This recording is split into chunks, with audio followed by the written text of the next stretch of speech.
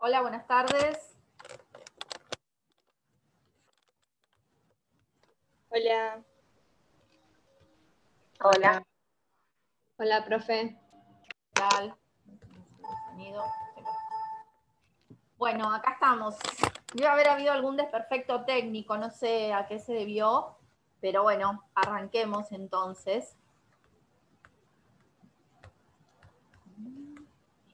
Bien. Bueno, estamos comenzando el último tramo ya, ¿sí? Vamos a arrancar ahora con el último módulo, que conforme la reorganización que hicimos, vendría a ser el quinto. Vamos a trabajar hoy, es decir, a lo largo de esta semana y parte de la semana que viene. De hecho, el martes que viene vamos a tener una clase de repaso, de preguntas, porque este es un módulo corto, no van a tener mayores dificultades. Es un poco una vuelta a algunas ideas del lenguaje, y también va a convenir tener presente algunos de los conceptos que vimos acerca del concepto de derecho, ¿sí? Bueno, como les decía, vamos a trabajar esta semana. Está el material en el campus, yo ahora igualmente les voy a recordar cuál es, y la semana que viene, el día martes, vamos a tener un encuentro de repaso o de preguntas para ya sobre el fin de semana, a partir del jueves, ya hacer el trabajo práctico. Si es oral, va a ser el jueves, y si es escrito, lo publicaremos entre jueves y viernes para que tengan para trabajar el fin de semana, ¿sí? Recuerden que el trabajo final integrador, es decir, la evaluación integradora, es, al igual que para todas las comisiones, el día 9 de diciembre. Esa es la fecha que se ha establecido para toda la materia, independientemente de la comisión en la que estemos cursando. Y el recuperatorio una semana después, así que seguramente el 16 de diciembre tendríamos que estar terminando incluso aquellos que tengan que recuperar. Bueno, vamos a comenzar entonces a hablar un poquito sobre la racionalidad de las decisiones, vamos a hablar de la interpretación y de la aplicación del derecho. Para esto vamos a volver, como les decía, algunas de las nociones que ya vimos en la primera parte del curso, sobre todo en lenguaje, en la teoría de la comunicación. Vamos a volver a esta idea del conflicto, ¿sí? Y teniendo presente entonces que al derecho lo podemos definir como una herramienta que sirve para poner fin a conflictos sociales, es decir, para solucionar conflictos sociales.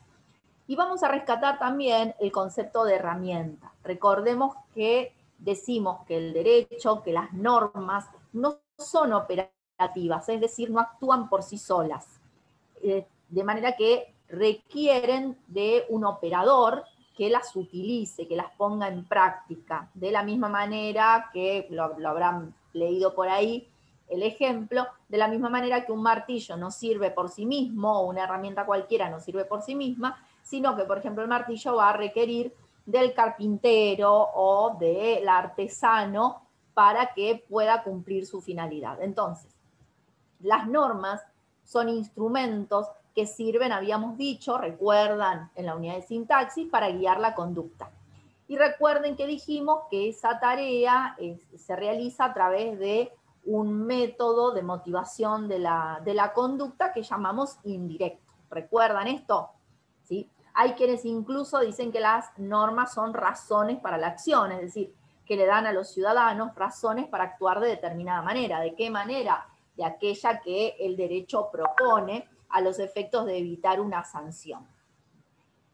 Esa finalidad, entonces, que cumplen las normas, podemos establecerla o explicarla en dos tramos distintos. Un primer aspecto, un primer momento, sería el de la prevención, es decir, los ciudadanos y las ciudadanas conocemos el contenido de las normas y actuamos conforme a ellas, conforme a los comportamientos que se esperan que realicemos. Esto es, nos adecuamos a los deberes jurídicos. ¿Se acuerdan? Que estuvimos trabajando la semana pasada con conceptos básicos e incluso en el coloquio se habló bastante del deber jurídico, dónde lo ubicábamos en la enunciación o en la formulación de una norma, cómo se presenta como una norma secundaria, etc. Entonces, el derecho, a través de las normas, regularía los comportamientos sociales en esta primera etapa o en un primer momento, guiando o motivando la conducta en determinado sentido. Sin embargo, sabemos que a veces no surte efecto. No obstante eso, hay personas que no guían su conducta, que no ordenan su conducta, que no se motivan conforme las normas, entonces se producen los conflictos, ¿sí? El derecho actúa también en este segundo momento en el cual se ha desatado el conflicto social. ¿De qué manera? Poniendo fin a ese conflicto. ¿Quiénes son los que realizan esta tarea? Y principalmente los jueces, ¿sí? Cuando pensamos en este momento, estamos pensando en el juez, que es el que va a decir el derecho, y que a través de su función va a poner fin a esa contienda, a ese conflicto que se ha desatado. Entonces decimos que las normas no son operativas en sí mismas, sino que necesitan de alguien que las ponga en acto. Y ese alguien es un operador jurídico. A partir de todas estas ideas, entonces, vamos a avanzar.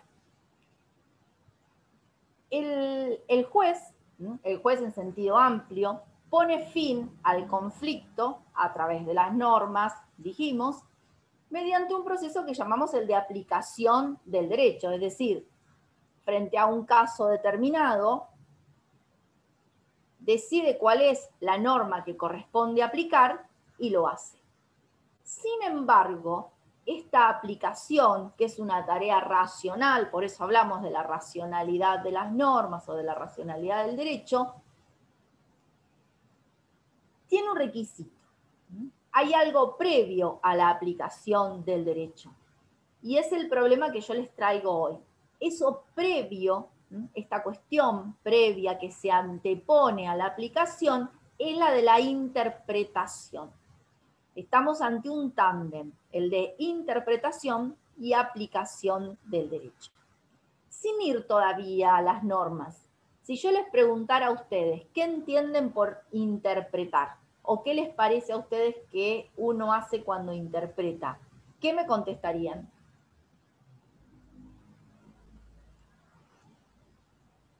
¿Nadie tiene ninguna idea de qué es interpretar? Decir lo que me parece de ese texto, por ejemplo. A ver, como tu interpretación sería en ese caso. Claro. El sentido que vos le das a un texto. Bien. ¿Qué entiendo yo de ese texto? Bien. Y si fuera una pieza musical, porque de las piezas musicales también se dice que se interpretan. ¿También la podrías dotar de significado? ¿También le podrías otorgar sentido? No, tengo que tener conocimiento, tal vez. Acá nos vamos a encontrar el primer problema, y es que la palabra interpretación es una palabra ambigua. Es una palabra que tiene diferentes focos de significado. Suele decirse de un músico, por ejemplo, un violinista, que ha interpretado determinada obra o ha interpretado determinada composición. ¿Y qué es lo que se está queriendo decir? Que la ha ejecutado. Además de estos diferentes focos de significado, tiene un tipo de ambigüedad la palabra interpretación, que es la de proceso-producto. Llamamos interpretar a esta tarea de revelar o de adjudicar significado, ahora vamos a ver, a la que estás refiriendo, Vanina, ¿sí? Eso es una interpretación, pero también llamamos interpretación al resultado de esa decodificación, de esa traducción, de esa simplificación de sentidos que se hacen. Y fíjense que cuando pensamos en interpretación, también pensamos en todas estas otras definiciones posibles, ¿no? Aquella que refiere a traducir, a aclarar, a hacer más comprensible, ¿sí? De manera que estamos frente a un concepto de complejidad, frente justamente a su propia interpretación, ¿sí? El concepto de interpretación es un concepto que no es fácilmente asible, ¿sí? No se deja definir tan fácilmente. Entonces, fíjense que acá nos vamos a encontrar con algunos problemas que ya vimos en la unidad de lenguaje, que tiene que ver precisamente con el uso de los lenguajes naturales. Y si vamos al campo del derecho, hemos a lo largo del curso muchas veces leído textos normativos y ustedes habrán advertido, porque de hecho lo dijimos cuando hablamos de clases de lenguaje, que el derecho se expresa en un lenguaje natural con términos técnicos. Es decir, que si bien hay algunos conceptos técnicos que tienen la finalidad de limitar o de minimizar los vicios o características que pueden perjudicar a la comunicación en el lenguaje, por ejemplo, la ambigüedad, la vaguedad, la textura abierta, la carga emotiva, las imprecisiones en general, lo cierto es que se expresa en un lenguaje natural. Entonces, esa limitación de imprecisiones nunca va a ser total. Siempre vamos a estar expuestos a la posibilidad de encontrarnos con estos problemas propios de los lenguajes naturales, aún de los lenguajes naturales con términos técnicos, como es el caso del derecho. Entonces, el primer problema que nos vamos a encontrar en esta tarea de aplicar el derecho, suponiendo que ustedes fueran jueces y juezas, el primer problema que van a tener que superar es interpretar las normas. También está todo el capítulo acerca de la interpretación de los hechos, pero eso se los vamos a dejar a otras materias. Nosotros acá nos vamos a centrar hoy en la cuestión de la interpretación del derecho o la interpretación de las normas, si quieren, pero estamos hablando de lo mismo. Porque es una precondición, un requisito para la aplicación del derecho que nos va a llevar a la resolución del conflicto, sea civil, penal, laboral, administrativo, en el ámbito del derecho en que se haya presentado ese conflicto que se trae al juez para que lo interprete, ¿sí? Entonces, primera gran cuestión, ¿qué es interpretar? Y acá Vanina ya nos dio alguna idea de qué entiende ella por interpretar. Y seguramente el resto, aunque no hayan hecho uso de la palabra, tienen alguna idea de qué hablamos cuando hablamos de interpretación, ¿sí? A ver, yo acá les traje un Power, a ver si lo puedo compartir. ¿La están viendo? ¿No? ¿Sí? ¿Ahora sí? Bueno, se demoró un cachito. Bien, bueno. Yo recién les hice una primera pregunta, ¿no? ¿Qué es interpretar? A lo largo del encuentro de hoy vamos a trabajar 4 grandes preguntas que les van a servir a ustedes también para organizar su estudio. Y esas 4 grandes preguntas son: ¿qué es interpretar? Que ahora vamos a volver. ¿Cuándo se interpreta? ¿Quién interpreta? ¿Y con qué se interpreta? ¿Con qué instrumento? ¿Con qué herramienta se interpreta? Vamos a desarrollar las respuestas a los 4 interrogantes. Volvamos entonces a la pregunta inicial. ¿Qué es interpretar? Esta pregunta además está relacionada con una pregunta clásica de la teoría del derecho, de la filosofía del derecho, que es aquella que se interroga acerca de si los jueces crean derecho en el momento de fallar. Es decir, si cuando un juez emite una sentencia, un juez, un tribunal, cuando hablamos de juez, lo mencionamos en sentido amplio, nos referimos al juez como órgano en sentido amplio, pero puede ser un juez unipersonal o puede ser un tribunal compuesto por 3 miembros, por ejemplo. Bueno, una pregunta clásica de la teoría del derecho es precisamente esta, ¿no? Los jueces, ¿qué hacen al momento de fallar, al momento de dictar una sentencia? ¿Crean derecho? ¿Crean una norma particular? Y si bien esto tiene una elaboración mucho más compleja y que en realidad refiere a algunos de los temas que nosotros ya hemos dejado atrás, también se actualiza esta pregunta en relación a las facultades con las que cuenta el juez al momento de interpretar. Es decir, ¿qué margen de libertad? ¿Cuál es el verdadero poder de disposición que tiene el juez al momento de interpretar una norma para aplicarla a un caso? Ustedes han visto en los medios en los últimos tiempos, les cito casos que han sido bastante mediáticos. Por ejemplo, el del panadero, ¿recuerdan? Creo que fue en Rafael Castillo, si no me equivoco, un panadero que mata a una persona que intenta robarle la camioneta, él estaba con su familia. ¿Qué se discutió ahí? Si se estaba frente a un caso de legítima defensa o no.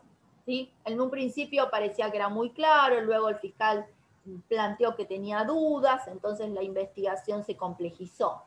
¿Recuerdan también al jubilado de Quilmes, que fue víctima de un hecho violento en su casa? La persona que había ingresado escapa, él lo sigue y finalmente le da muerte a pocos metros de su casa. Ahí también se discutió si se estaba frente a un caso de legítima defensa o no. Quiere decir que las normas no son tan claras. A eso nos referimos cuando hablamos de este prerequisito de la interpretación. Antes de que finalmente la cuestión se resuelva y algún juez decida finalmente si fue un caso de legítima defensa o no, y eventualmente, con determinada calificación se llegue a una sentencia, hay una tarea de interpretación previa de las normas. Y aquí entonces se pone en juego esta cuestión a la que yo le refería, que tiene que ver con la libertad interpretativa. Por eso nos preguntamos también en este punto si los jueces crean derecho. ¿Qué es lo que hace el juez cuando decide un caso? Y más aún teniendo en cuenta que para decidir ese caso debe interpretar el texto de las normas. En respuesta a esta pregunta, ¿qué es interpretar en el ámbito jurídico? Vamos a encontrar dos respuestas clásicas, dos teorías distintas que no coinciden. Una es el develacionismo. El develacionismo se relaciona con el realismo y se relaciona también con el iusnaturalismo. De manera que si nos remontamos a las teorías, ¿se acuerdan acerca de la relación entre las palabras y las cosas? Cuando vimos la unidad de lenguaje. O si vamos a la unidad de concepto de derecho y revisamos la cuestión acerca de la relación conceptual entre el derecho y la moral, vamos a ver que en ambos capítulos se establecen relaciones con esto que vamos a trabajar ahora. ¿Por qué? Porque para las teorías develacionistas, lo que hace el intérprete es descubrir un significado. El significado se revela. Esto quiere decir que los textos normativos, que las normas, tienen un único y verdadero significado, y el intérprete lo único que hace y lo único que puede hacer, en definitiva, es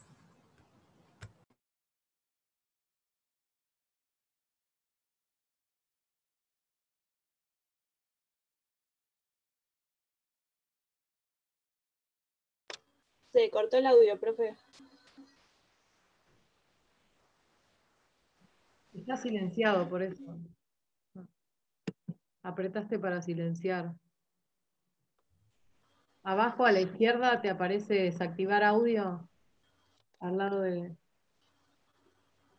la cámara.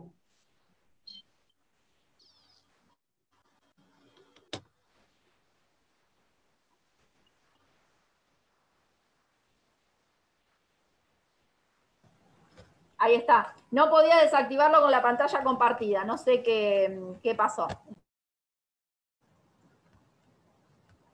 Espérenme un segundito. No, porque esto queda grabado y estoy con un nombre ajeno. Una pavada total, pero bueno. Vamos a volver a compartir la pantalla. Bueno, la cuestión es que para estas teorías, que llamamos develacionistas, lo que sucede es que el intérprete tiene muy limitada su capacidad de decisión, es decir, su libertad. ¿Ahí se están viendo la pantalla? ¿Se está compartiendo? Sí, sí, se nota, se ve, profe. Sí, sí, está bien. Bien, perfecto. Entonces,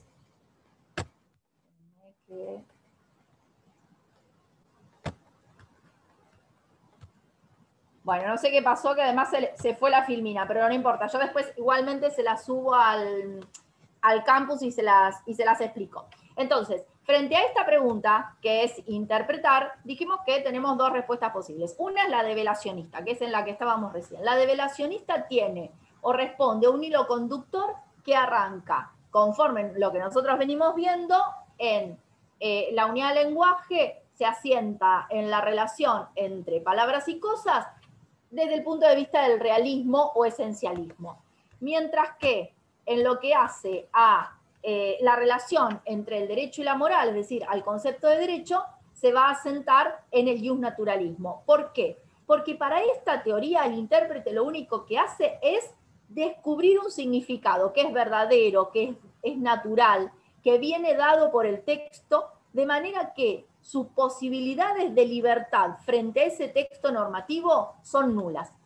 Lo único que va a hacer es dejarse llevar por la revelación, por ese significado verdadero que tienen las normas. En cambio, la teoría que se enfrenta al develacionismo es la teoría decisionista.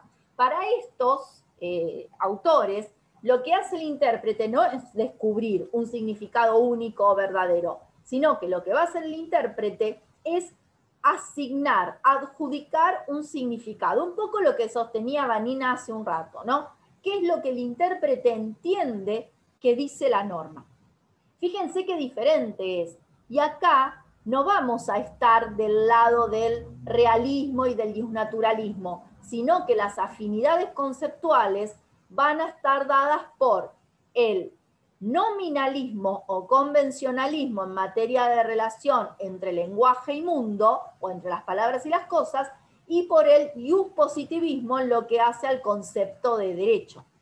¿Esto qué quiere decir? Que es muy difícil, habría una contradicción lógica en alguien que sostenga una teoría realista en cuanto a las relaciones entre las palabras y las cosas, y a su vez una teoría decisionista en materia de interpretación. Porque si yo sostengo que las palabras dan cuenta de la esencia de las cosas y las captan en dicha esencia, difícilmente entonces pueda adjudicar significados de forma arbitraria o conforme el libre criterio del intérprete. Esta segunda forma de pensarlo, el decisionismo, solamente puede ser coherente si se sostiene, o si sostiene una relación de afinidad con el convencionalismo y con el positivismo. ¿Sí? ¿Queda claro? Entonces, los dos modelos o las dos grandes respuestas frente a la pregunta, ¿qué es interpretar? Si a ustedes les preguntan, ¿no? Si en la evaluación integradora sale el tema, bueno, a ver, vamos a hablar un poquito de interpretación, qué problemas se pueden plantear en relación al concepto de interpretación, lo primero que va a venir es la cuestión de la ambigüedad, claramente, ¿no? Los problemas básicos del lenguaje, los vicios del lenguaje, ambigüedad, vaguedad, de textura abierta, etcétera, etcétera. Pero además tenemos un problema con la definición en sí, o si se quiere como consecuencia de todo lo otro, tenemos un problema con la definición en sí. Mientras que para algunos interpretar es revelar o develar o descubrir, para otros en cambio interpretar es adjudicar u otorgar significados. Entonces fíjense cómo el poder de disposición del juez, es decir, la libertad para decidir los contenidos de las normas en el juez, van a ser muy distintos en un caso o en otro. Igualmente, esto guardémoslo, porque seguramente la semana que viene vamos a seguir hablando de esto, y siempre hay que estar muy atentos y muy atentas, y esto recuérdenlo para cuando se reciban, porque muchas veces bajo la idea de una racionalidad que se descubre como tal y la identificación de un único significado para una norma, en realidad lo que se está haciendo en la decisión o en el criterio de un dictamen de una parte, por ejemplo, es adjudicar un significado, pero se lo presenta como si fuera el único significado verdadero, el que corresponde, el que quiso el legislador, y no. En realidad están queriendo imponer o se está queriendo imponer una interpretación al estilo de Vanina, aquella que yo creo que es la que vale. Pero obviamente cuando el que lo impone es un órgano juez, no vale lo mismo que la interpretación de Vanina o la mía, sino que vale porque tiene facultades, ¿se acuerdan cuando hablamos de capacidad, competencia, ¿sí? ¿Qué es lo que tiene el juez? Tiene competencia, de manera que puede poner fin a un conflicto, cosa que nosotros no podemos hacer. Sigamos con la segunda pregunta, es decir, acá tenemos dos respuestas y como suele pasar, no tenemos ninguna certeza, sino dos posibles aproximaciones a este tema problema. Pero sigamos entonces, vamos a avanzar hacia la segunda pregunta. ¿Cuándo se interpreta? ¿Qué les parece? ¿Siempre será necesario interpretar? ¿O a veces? Y si es a veces, ¿cuándo sería? Esta incertidumbre que tenemos nosotros frente a la pregunta de cuándo se interpreta, cuándo es necesario interpretar, cuándo es un requisito para la aplicación de una norma interpretar, también la tiene la teoría.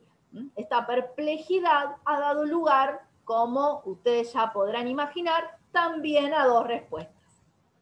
A una que dice, fíjense ahí en la filmina está consignado, una que dice siempre es necesario interpretar.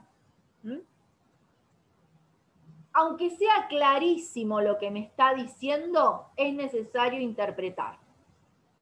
Acá la idea de interpretación se asocia a la de traducción, a la de simplificación, ¿sí? ¿Cómo sé yo que un concepto, que un texto es tan claro? Y porque primero lo interpreté. Aunque sea una interpretación sencilla, aunque sea una interpretación que parece intuitiva, que es tácita si se quiere. Sin embargo, dicen los cultores de esta respuesta o de esta teoría, para llegar a afirmar que un texto no necesita interpretación es porque ya la hice. ¿Será que se trata de un texto claro? Un texto que no nos da mayor trabajo, que no nos presenta mayores dificultades. Pero la tarea de identificar el significado se realizó de todas maneras. Sin embargo, hay otra respuesta también. Una respuesta que se contrapone a la idea de que siempre es necesario interpretar. Esa otra respuesta que va a decir que no es así.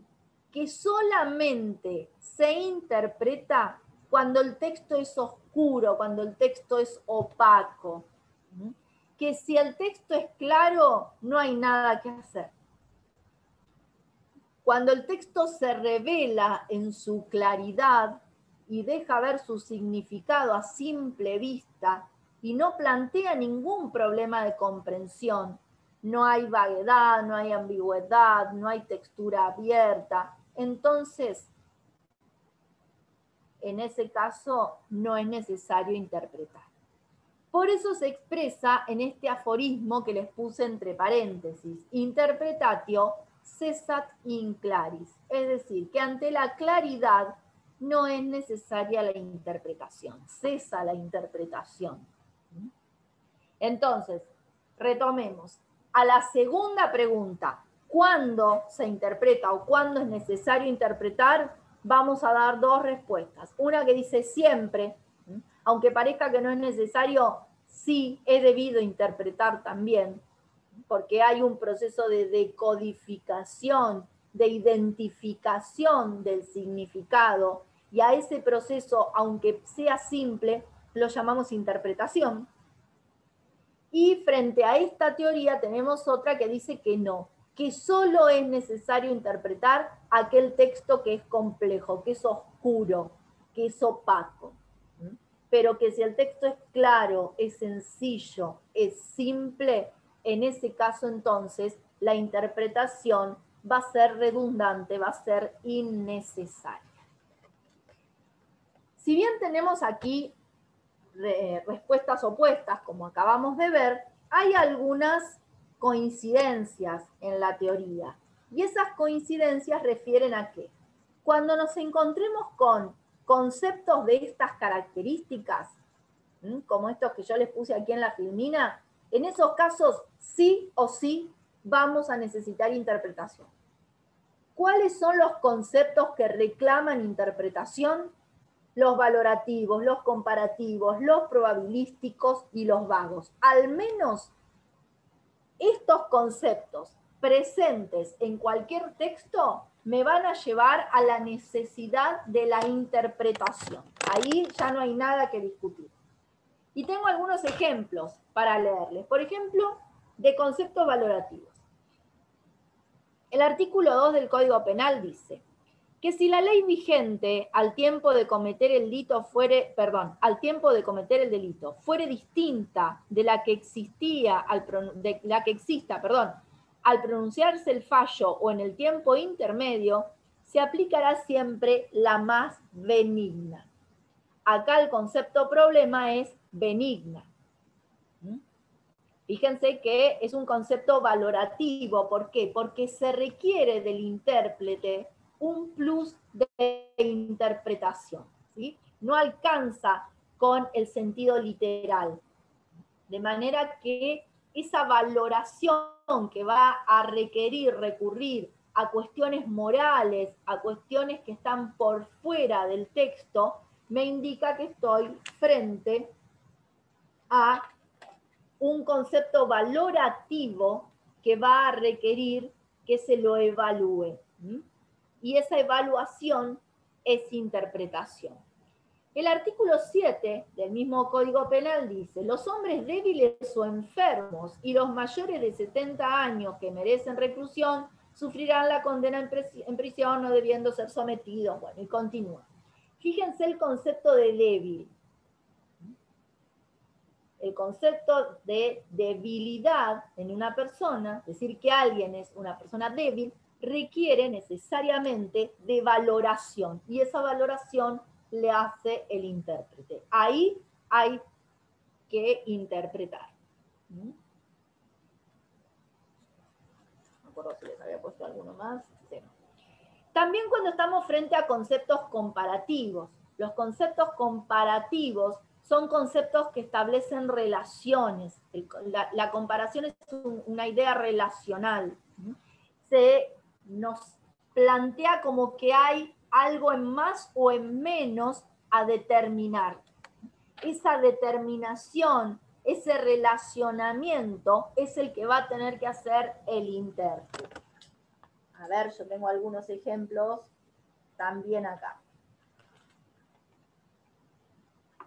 Artículo 86 del Código Penal. Incurrirán en las penas establecidas en el artículo anterior y sufrirán además inhabilitación especial por doble tiempo que el de la condena los médicos, cirujanos, parteras o farmacéuticos que abusaren de su ciencia o arte para causar el aborto o cooperaren a causarlo. Doble tiempo que el de la condena, de manera que yo tengo que conocer cuál es el tiempo de la condena, de la pena, cuál es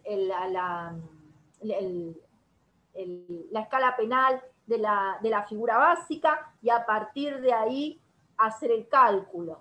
Es un concepto que exige una tarea de interpretación específica por parte del intérprete.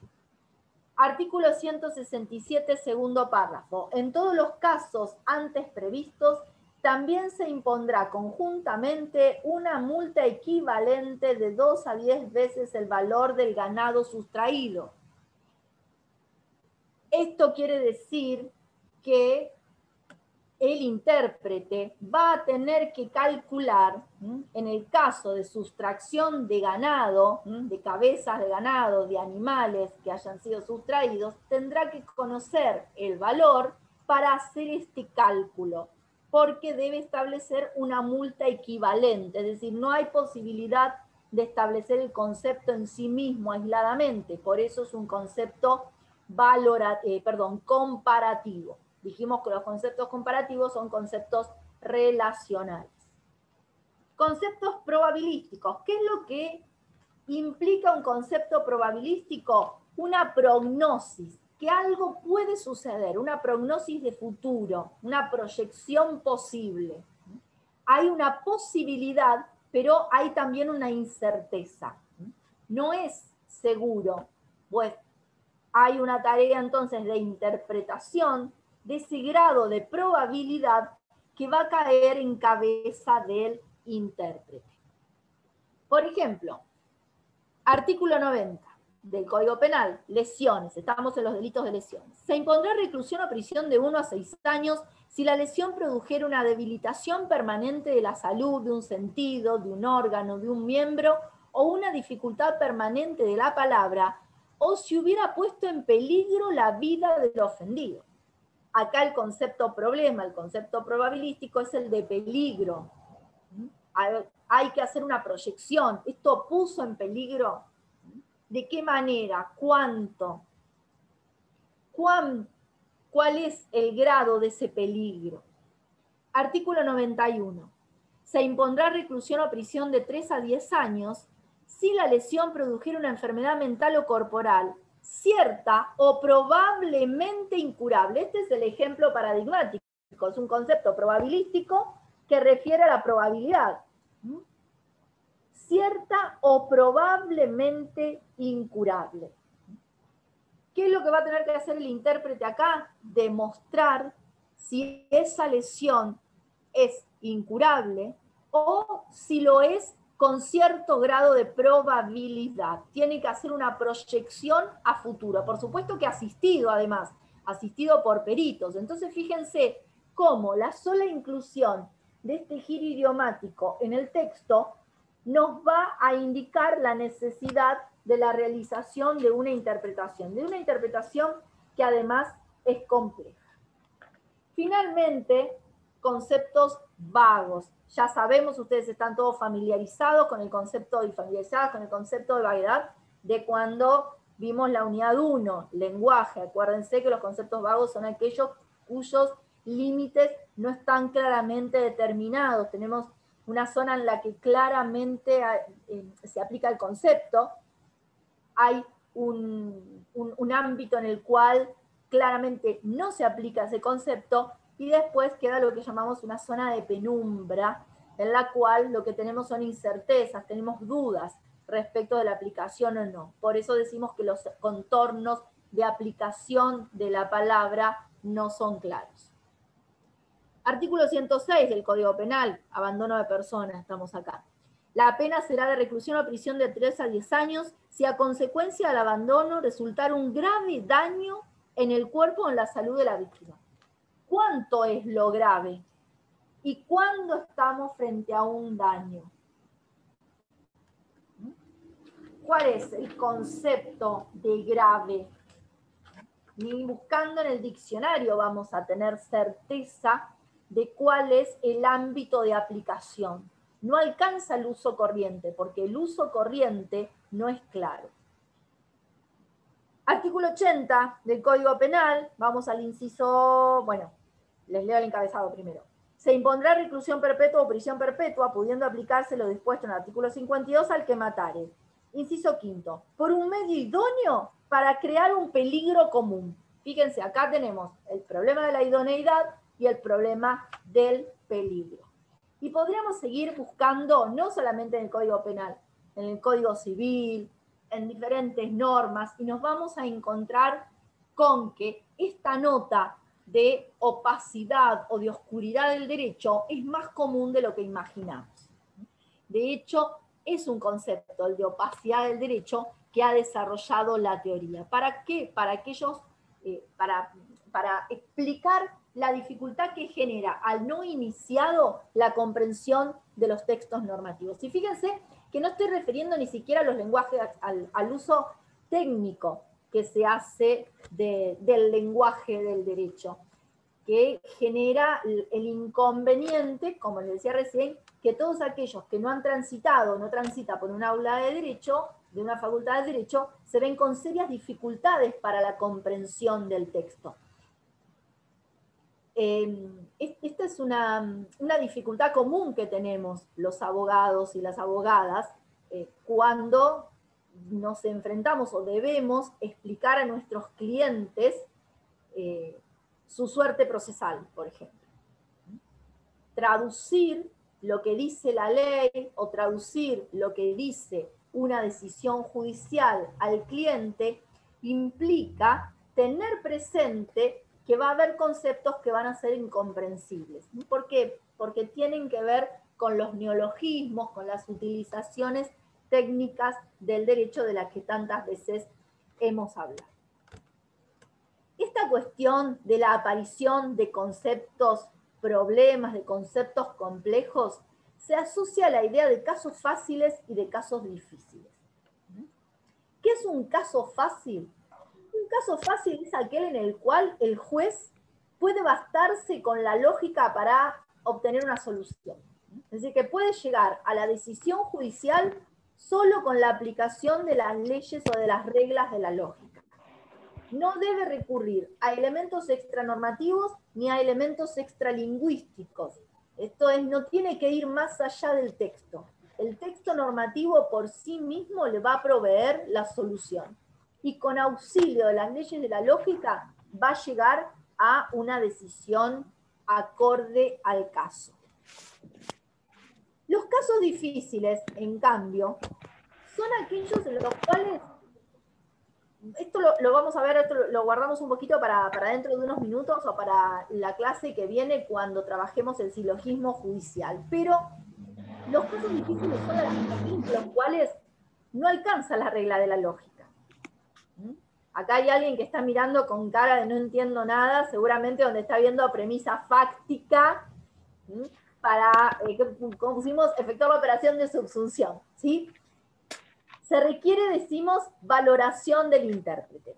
En unos minutos más vamos a ver el silogismo judicial. ¿Alguno de ustedes por ahí tuvo lógica en el colegio o en alguna materia, no sé, en metodología, en alguna de esas materias, haya visto algo de lógica, haya visto razonamiento y haya visto una forma clásica de los razonamientos que es el silogismo? El silogismo es una forma de razonamiento deductiva que se compone de premisas y de conclusión. Decimos que el silogismo, por definición, es un razonamiento válido. De manera que, si se parte de premisas válidas, necesariamente la conclusión va a ser válida. ¿Qué son las premisas? Las premisas son afirmaciones que se hacen con la intención de llegar a una conclusión. Son las razones por las cuales puedo obtener una conclusión. ¿Se acuerdan aquel ejemplo del colegio? Todos los hombres son mortales. Sócrates es hombre. En conclusión, Sócrates es mortal. ¿Alguno en el colegio vio este ejemplo? ¿No? Bueno, es un ejemplo clásico de silogismo deductivo. Tradicionalmente se ha entendido que la sentencia judicial era una forma de silogismo deductivo, es decir, un tipo de razonamiento compuesto por premisas y por una conclusión. Las premisas serían tanto de tipo fáctico como de tipo normativo. Insisto, las premisas son las razones que van a llevar a una conclusión y que junto con esta última conforman un razonamiento. La premisa fáctica serían los hechos, mientras que la premisa normativa el derecho con el cual se va a solucionar el caso.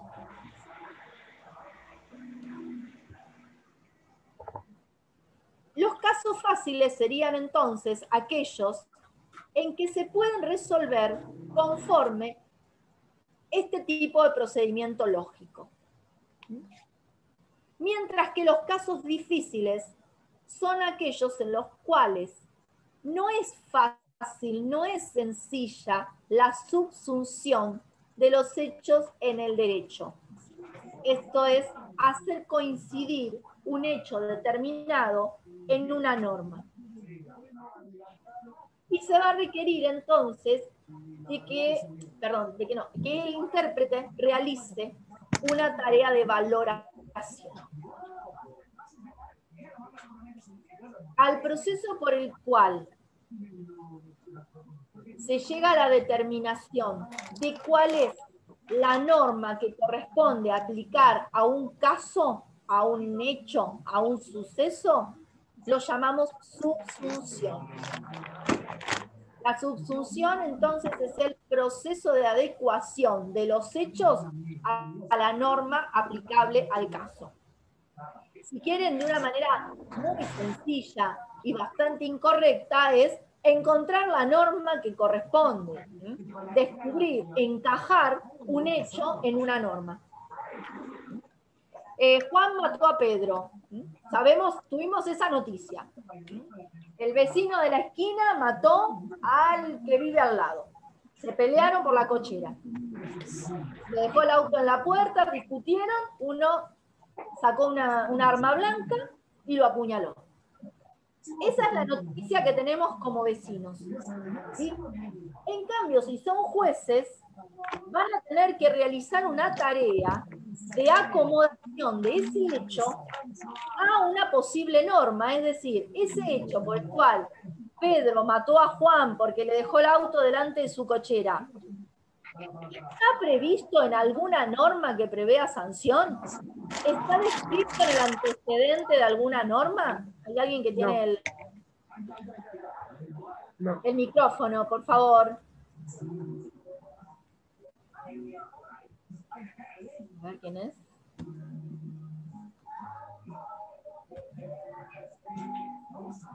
No me lo señala. ¿No? Es Mariela. Tiene el micrófono perdido. Ahí está, gracias. Bueno, entonces les decía, en cambio, si fueran jueces, tienen que realizar ese proceso de adecuación. Verificar que el hecho de que Juan haya matado a Pedro esté o no previsto en una norma que prevea sanción, es decir, aparezca en el antecedente de una norma. Si es así, entonces le aplicará la sanción. Ese proceso de adecuación, de hacer encajar el hecho en una norma, se llama subsunción. Cuando los casos son fáciles, este procedimiento es sencillo y no requiere ninguna otra herramienta que no sea la pura lógica. Juan mató a Pedro. Hay una norma que dice que al que mate se le aplicará una pena de 8 a 25 años de prisión. Conclusión, a Juan se le va a aplicar una pena que irá de los 8 a los 25 años. ¿Sí? Esa sería la solución lógica. Sin embargo, en los casos difíciles, entonces, nos vamos a encontrar con que el intérprete tiene que hacer algo más. Va a tener que buscar más información y para esto va a tener que salirse de la lógica. Y vamos a volver sobre el final con esto, así que quédense tranquilos. Sigamos con nuestras preguntas. Ya nos preguntamos, ¿qué es interpretar? Preguntamos, ¿quién interpreta? Perdón, ¿qué es interpretar? Y preguntamos, ¿cuándo se interpreta? Corresponde preguntar ahora, ¿quién interpreta? En el ámbito del derecho vamos a tener 3 intérpretes privilegiados, ¿sí? 3 intérpretes cuyas interpretaciones importan al derecho, porque interpretamos todos, los periodistas, nosotros en la mesa mientras vemos la noticia, los vecinos que les cuentan a los periodistas qué es lo que pasó, y no solamente cuentan, sino que además le dicen qué es lo que debería hacer la justicia, ¿sí? Los abogados cuando vamos a los procesos, obviamente lo que hacemos es interpretar. Cuando le decimos al juez, yo hoy presenté una apelación en un incidente de devolución de un dinero a una persona que le fue secuestrada. Y en mi escrito, ¿qué estoy haciendo? Estoy tratando de guiar una interpretación. Le estoy diciendo al juez qué es lo que yo creo que corresponde como una correcta interpretación. Pero claro, mi interpretación como abogada no surte consecuencias jurídicas. En cambio, sí hay otras que son relevantes. La del juez, por supuesto. Esa es la interpretación paradigmática, es la interpretación de mayor relevancia. ¿Por qué? Porque tiene el poder de la autoridad del juez, porque el juez tiene el monopolio de la decibilidad de la verdad procesal. El juez dice qué es lo que ha sucedido. En su sentencia, el juez fija los hechos. Nos dice qué fue lo que pasó en definitiva. ¿Quién más importa a la hora de la interpretación? El legislador. ¿Por qué? Porque es el que crea la norma. ¿Quién mejor que el legislador para decirnos cuál es el significado de la norma? ¿Para qué vamos a ir a buscar otros intérpretes si el legislador puede explicar cuál es el sentido de la norma? Y finalmente los doctrinarios, los especialistas en determinadas materias. ¿Alguno de ustedes ya está cursando Civil 1 o Elementos?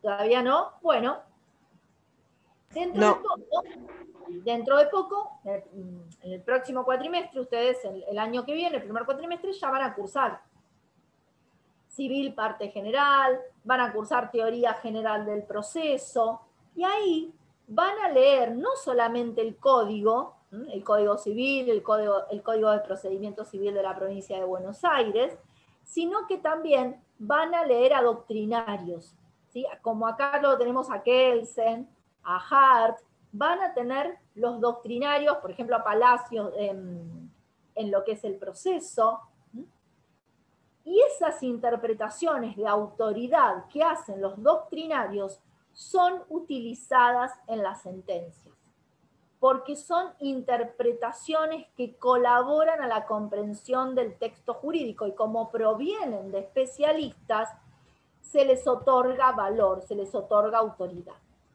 Cada una de estas interpretaciones ha recibido un nombre. La interpretación que realiza el juez es la que llamamos interpretación judicial. A la interpretación que realiza el legislador la llamamos interpretación auténtica, y a la que realizan los doctrinarios, los especialistas de determinada materia o de área del derecho, la llamamos interpretación doctrinal. Otra manera de llamar a estos protagonistas de la interpretación que yo he mencionado recién es operadores del derecho u operadores jurídicos. Pero ojo que entre los operadores jurídicos también estamos nosotros. Ahí también vamos a incluirnos los abogados, los fiscales.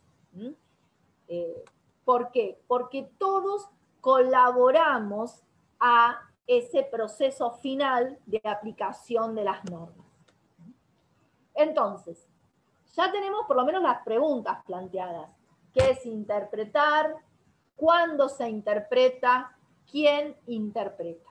Vamos a preguntarnos ahora con qué se interpreta, o si quieren, cómo se interpreta. A mí me gusta más la pregunta con qué, porque nos da esta idea de auxilio de los criterios.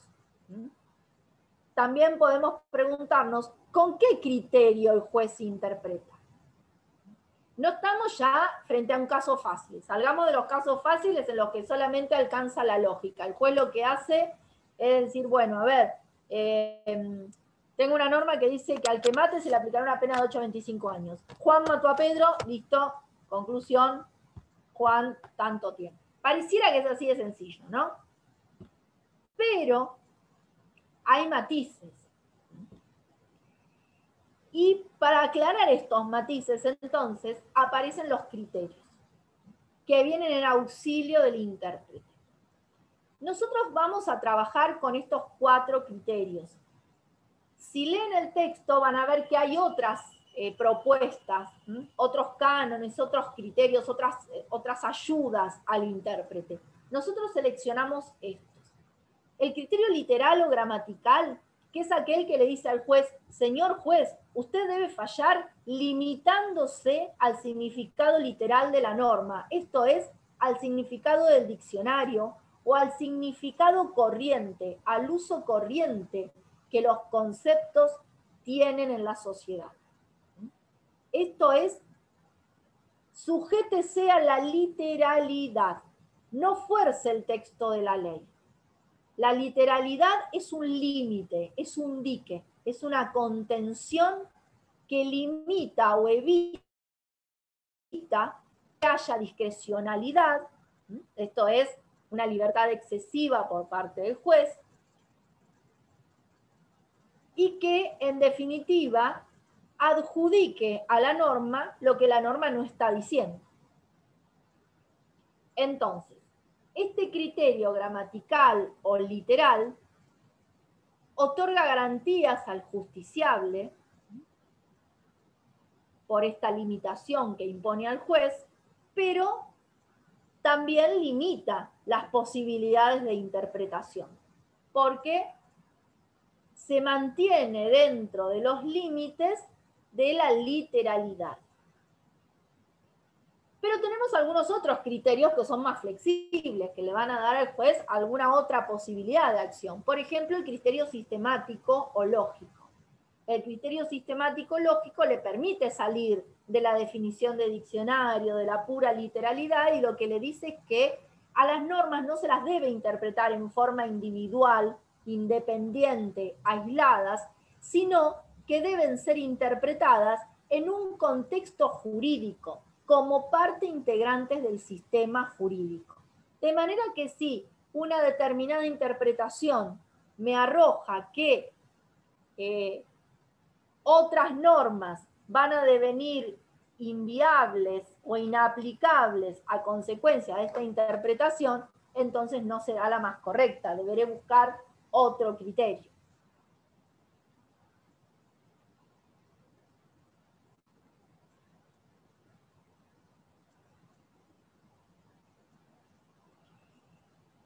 Entonces, además del criterio literal o gramatical, que me limita al uso corriente, a la literalidad del texto, es decir, a los enunciados del texto mismo, tenemos entonces el criterio sistemático o lógico que manda que esa dilucidación de sentido va a tener que estar sujeta al resto del sistema.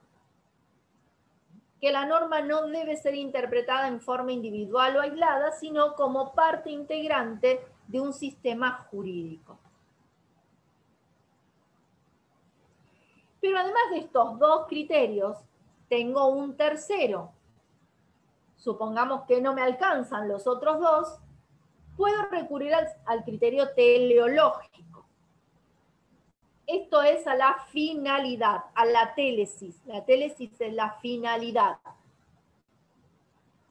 ¿Qué se pretende con esa norma? ¿Qué se busca con esa norma?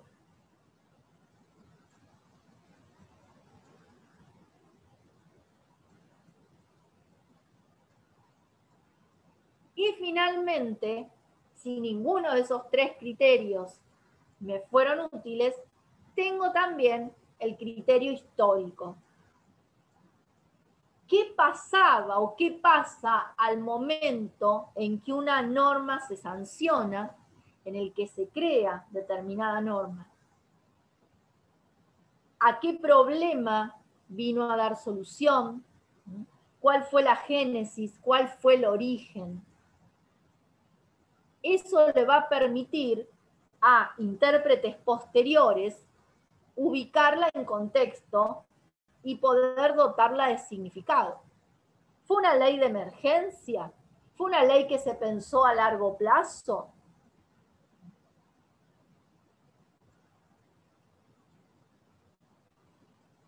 ¿Qué es lo que hace el intérprete en este caso? Se sitúa en el contexto.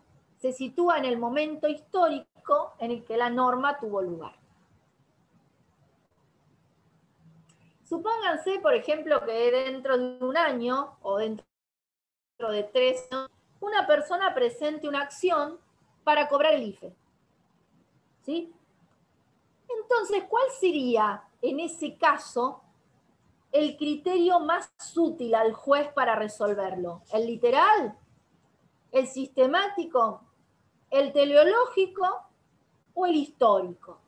Y tanto el teleológico como el histórico aportarían buenas razones, ¿sí? Porque nos va a permitir el último situarnos en el contexto en el que tuvo lugar la creación de esta solución de emergencia, va a permitir definirla como una solución de emergencia y vamos a poder integrarla además también a la interpretación que hagamos como jueza. Supónganse que esto se presenta dentro de 5 años, ustedes ya están recibidos y viene una persona a su estudio y les dice, yo quiero demandar para cobrar el IFE. Y entonces ustedes van a empezar a analizar y se van a encontrar con estas formas de interpretar. Es decir, no, pero esto fue para una coyuntura específica, en determinado momento. Yo no puedo demandar, voy a perder. ¿Y qué se buscaba? Ahí se buscaba contener, se buscaba reparar, compensar la emergencia económica que había provocado la crisis sanitaria, el aislamiento, etc. Entonces, fíjense cómo va a ser más apto este modo de interpretar. Y así podemos buscar ejemplos en los cuales no es que hay un orden de prelación o una preeminencia o una escala, sino que en cada caso el intérprete recurre al criterio o canon que entiende que es más conveniente para resolverlo, que es más útil para resolver el caso. Posiblemente lo sea el sentido literal o gramatical. Siempre es el que viene en auxilio más fácilmente. Pero muchas veces, sobre todo en los casos difíciles, solo recurrir al sentido de la norma no nos va a alcanzar. Entonces tendremos que ver, bueno, sistemático, lógico. Pero además, el IFE convivía con algún otro sistema. Por ejemplo, supónganse que viene alguien a su estudio y les dice, quiero reclamar para que le paguen la UH a mi hijo.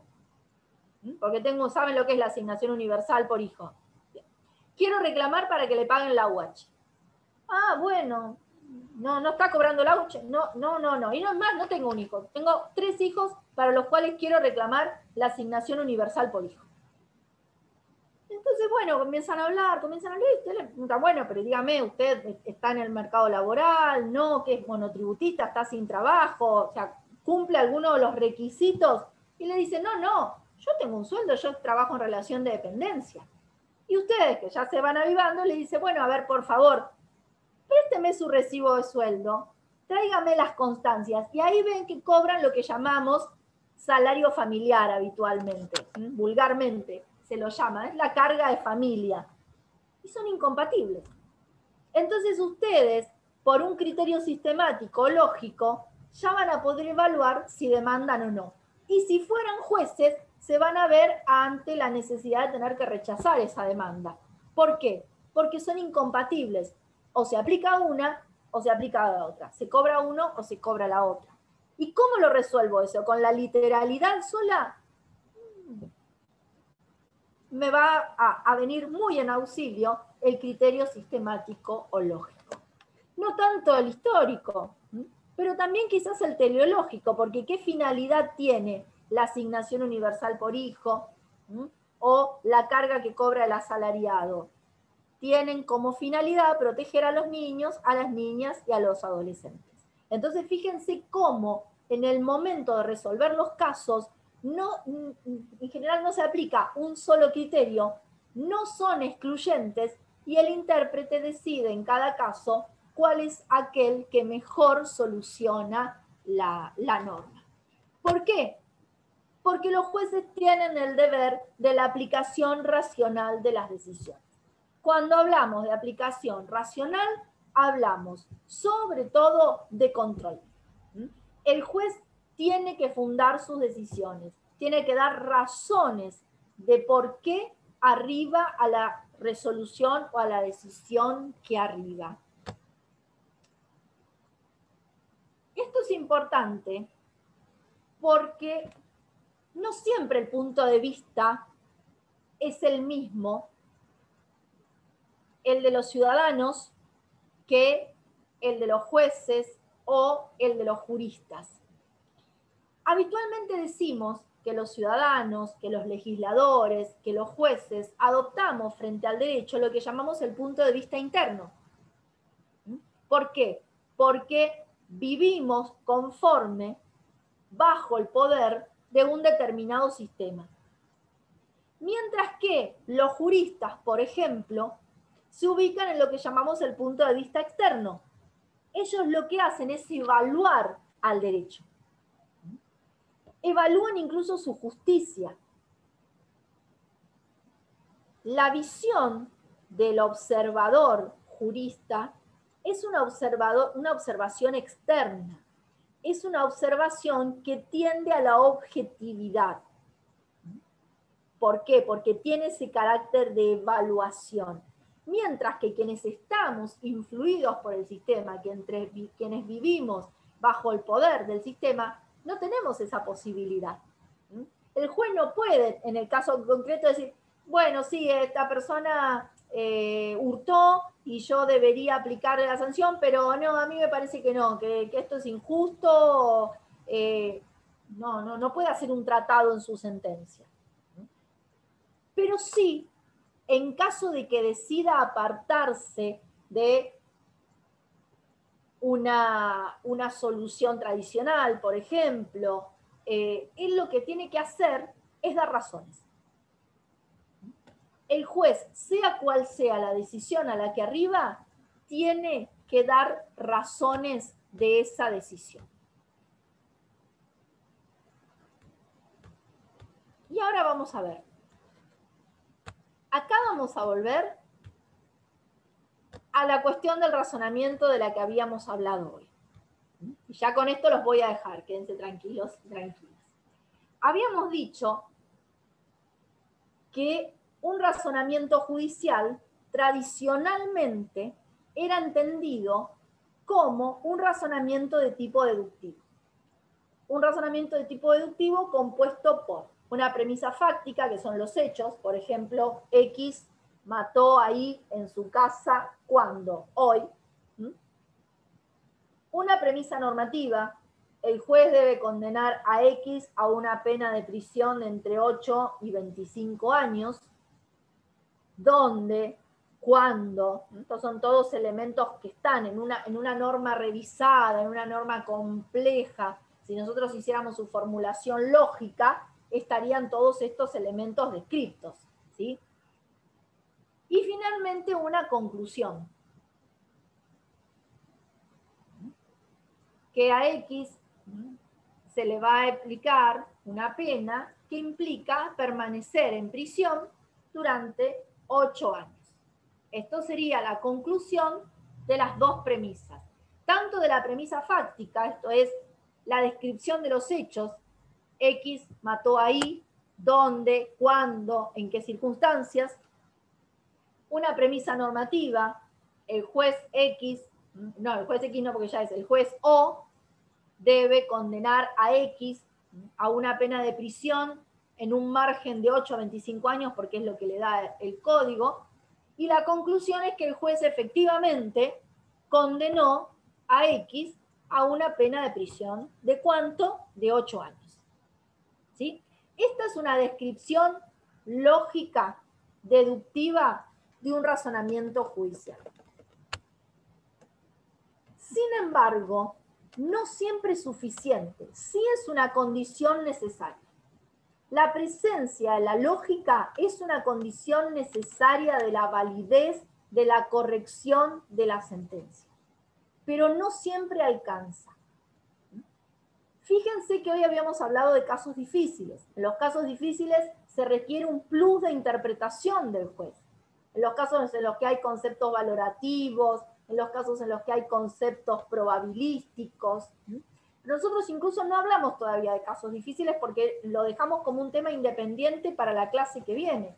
Pero podemos tener supuestos en los cuales haya problemas de prueba, haya problemas de relevancia, problemas que son clásicos y que definen a un caso difícil. Son aquellos en los cuales la solución no es evidente, la solución no se basta con la lógica. O por ejemplo tenemos una laguna, hay un hecho para el cual el sistema no previó una solución. Y el juez tiene que resolver el conflicto y no tiene norma con la cual resolverlo. Eso es una laguna normativa. Pero también puede ser que esté frente a una laguna axiológica, una laguna valorativa. Tiene una norma, pero le parece injusta. El ejemplo de recién. Y el juez no puede decir, no, mire, es injusto, entonces no voy a fallar. No puede sustraerse a su deber de fallar. Va a tener entonces que argumentar, va a tener que explicitar las razones de su decisión. Porque habíamos dicho unas filminas atrás que la racionalidad está sujeta al control.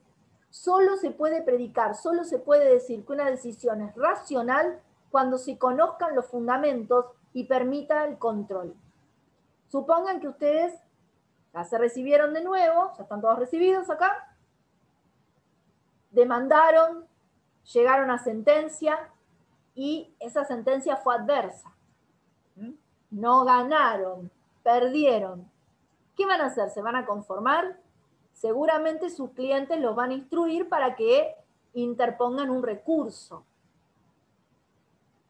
Para que ustedes puedan recurrir esa sentencia y pedirle a un tribunal superior que la revise, tienen que conocer las razones de la decisión. Porque es contra esas razones que ustedes van a presentar el recurso. Contra esos fundamentos es que ustedes van a ir. Si no conocen los fundamentos, entonces no hay posibilidad de control de la decisión. Esto nos da la pauta de que la lógica sola no alcanza.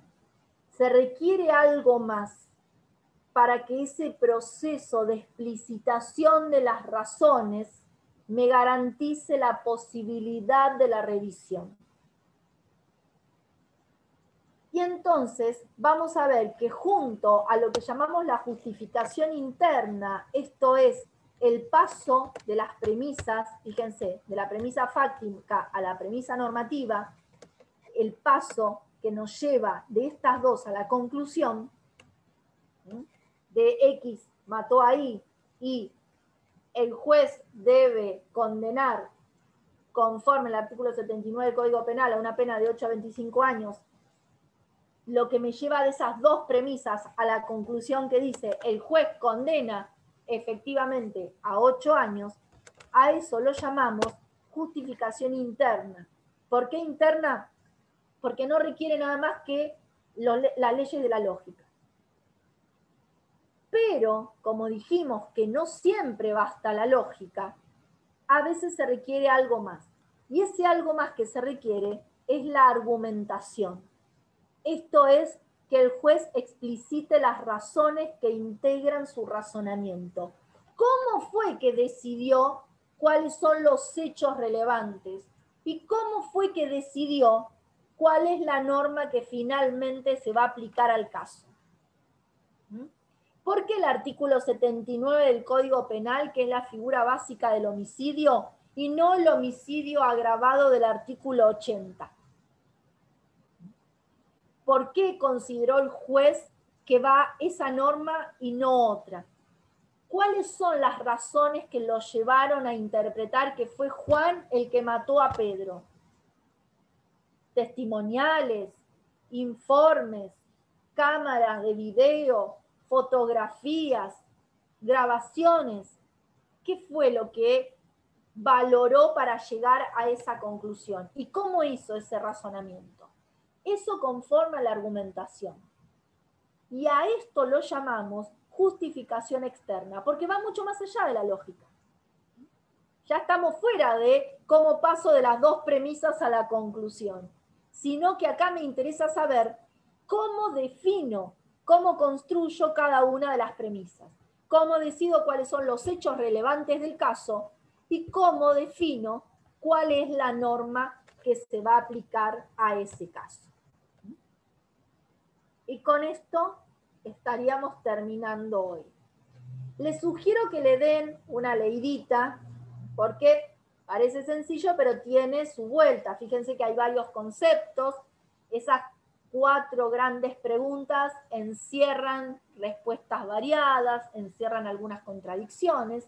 Así que, recomendación, lean. El material está en el campus. La recomendación es que lean los capítulos 10 y 11 del libro del profesor Portela, porque está muy claro, es muy sencillo, y también en el capítulo 5 del libro de Nino. Respecto del texto del profesor Portela, creo que está completo. La sugerencia es, respecto del capítulo 10, leer hasta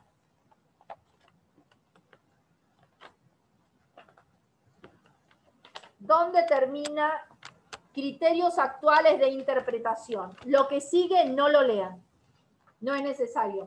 Van a encontrar una cantidad importante de razonamientos, de argumentos clásicos. No se los pedimos. Sí les sugerimos que lo lean porque les va a ser útil para la práctica profesional, pero no para la evaluación. Entonces, el capítulo 10 del libro del profesor Portela, si alguien lo quiere leer de ahí, lean toda la primera parte hasta criterios actuales de interpretación. Y pueden saltearse el punto anterior. Punto 4.1 y 4.2 no es necesario. Vayan directamente al punto 4.3.